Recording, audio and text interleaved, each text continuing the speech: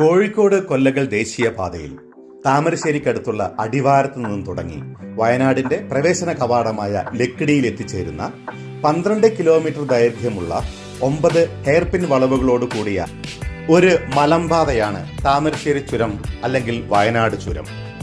ഒരു വശത്ത് അഗാധമായ ഗർത്തവും മറുവശത്ത് വലിയ പാറക്കെട്ടുകളും ആകാശമുട്ട വളരാൻ മത്സരിക്കുന്ന വൻ മരങ്ങളും അതിൽ തൂങ്ങിയാടുന്ന വള്ളിപ്പടർപ്പുകളും ചെറിയൊരു മഴ പെയ്താൽ പോലും അടുത്തും അകലെയുമായി കാണുന്ന ധാരാളം വെള്ളച്ചാട്ടങ്ങളും ഏതൊരു സഞ്ചാരിയുടെയും കണ്ണും മനസ്സും കുളിരണയിക്കുന്ന ഈ അതിമനോഹര കാഴ്ചകൾ കണ്ടുകൊണ്ട് നമ്മൾ എത്തിച്ചേരുന്നത് ഒരു കാലത്ത് ഇന്ത്യയിൽ തന്നെ ഏറ്റവും കൂടുതൽ മഴ ലഭിച്ചിരുന്നു എന്ന ഖ്യാതി നേടിയ ലക്കിടിയിലാണ്.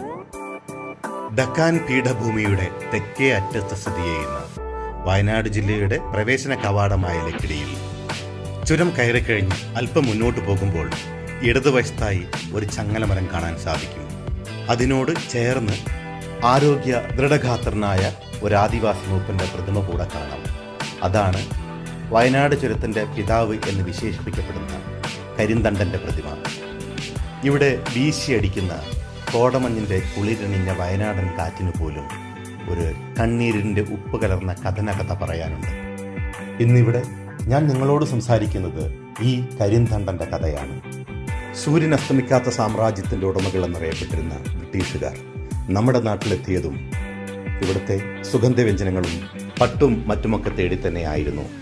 ലോകത്തെ ഏറ്റവും മികച്ച ഇനത്തിലുള്ള കുരുമുളകും മറ്റു സുഗന്ധവ്യഞ്ജനങ്ങളും ലഭിച്ചിരുന്ന വയനാട്ടിലേക്കും അവിടെ നിന്നും മൈസൂരിലേക്കും ഒരു പാത വെട്ടിത്തെളിക്കുവാൻ ബ്രിട്ടീഷുകാർ പലതവണ ശ്രമിച്ചിട്ടും അവർക്ക് ആ ഒരു ഉദ്യമം ഫലം കണ്ടെത്താനായില്ല. അപ്പോഴാണ് മലയടിവാരത്തിൽ ചിപ്പിലിത്തോട് എന്ന സ്ഥലത്ത് താമസിക്കുന്ന ഗോത്രത്തലവനായ കരിന്തണ്ടൻ തന്റെ വളർത്തുമൃഗങ്ങൾ താഴെ മലയടിവാരത്ത് നിന്ന് മുകളിലേക്ക് കയറുമ്പോൾ അവ സഞ്ചരിക്കുന്ന ചെരിഞ്ഞ വഴികൾ അടയാളപ്പെടുത്തി ഇക്കാര്യം ബ്രിട്ടീഷ് അധികാരികൾക്ക് കാണിച്ചു കൊടുക്കുകയും ചെയ്തു. അങ്ങനെ കരിന്തണ്ടന്റെ സഹായത്തോടുകൂടി ബ്രിട്ടീഷുകാർ കോഴിക്കോട് നിന്നും വയനാട്ടിലേക്കുള്ള ഒരു പാത നിർമ്മിച്ചെടുത്തു. ലോകത്തെ ഏറ്റവും മികച്ചവർ എന്ന് അവകാശപ്പെടുന്ന തങ്ങളുടെ വിദഗ്ധർ വർഷങ്ങൾ നടത്തിയ പരിശ്രമത്തിനിടയിലും കണ്ടുപിടിക്കാൻ പറ്റാത്ത ഒരു പാതയുടെ പിന്നിൽ വയനാട്ടിലെ മലഞ്ചെരുവിനുള്ള ഒരു ആദിവാസി ഗോത്രത്തലവന്റെ തലയാണെന്ന് ഈ ലോകത്തോട് വിളിച്ചു പറയാൻ മടിച്ച ബ്രിട്ടീഷുകാർ അവരുടെ വെളുത്ത തൊലികൾക്കടിയിലെ കറുത്ത മനസ്സ് ഒരു ചതി പ്രയോഗിച്ചു.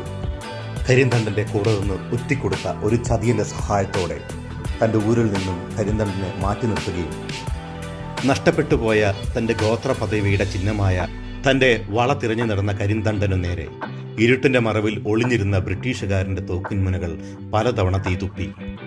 കരിന്തണ്ടൻ എന്ന പേര് മറച്ചുവെച്ച് ബ്രിട്ടീഷുകാർ വിജയം ആഘോഷിച്ചെങ്കിലും അവരോടൊക്കെ പ്രതികാരദാഹിയായി കരിന്തണ്ടന്റെ ആത്മാവ് അവിടെ അലഞ്ഞു നടന്നിരുന്നു.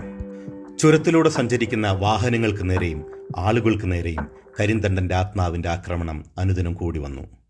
ഈ ആത്മാവിന്റെ ശല്യം അസഹ്യമായപ്പോൾ ദൂരദിക്കിൽ നിന്ന് ഒരു മഹാമാന്ത്രികനെ കൊണ്ടുവന്ന് കരിന്തണ്ടന്റെ പ്രേതാത്മാവിനെ ചങ്ങലയിൽ തളച്ച് അടുത്തുള്ള മരത്തിൽ ബന്ധിച്ചു എന്നുള്ളതാണ് വിശ്വാസം. ഇന്നും ഈ ചങ്ങലയും അത് ബന്ധിച്ച മരവും നമുക്കിവിടെ കാണുവാൻ സാധിക്കും. കുറെ വർഷങ്ങൾക്ക് ശേഷം ചില മനുഷ്യരുടെ ആവശ്യമില്ലാത്ത ചില പ്രവൃത്തികൾ ഈ ആത്മാവിനെ പ്രകോപിപ്പിക്കുകയും അതുമൂലം ചില അസ്വസ്ഥതകൾ ആ പരിസരത്ത് ഉടലെടുക്കുകയും ചെയ്തപ്പോൾ ആവശ്യമായ പ്രശ്നപരിഹാരങ്ങൾ നടത്തി ഇന്ന് അവിടെ ഒരു തിരി കത്തിക്കുന്ന ഒരു സമ്പ്രദായം നിലനിൽക്കുന്നു. ഇന്ന് ഈ നാടിന്റെ സംരക്ഷകനായി ആ കരിന്തണ്ടൻ നിലകൊള്ളുന്നു.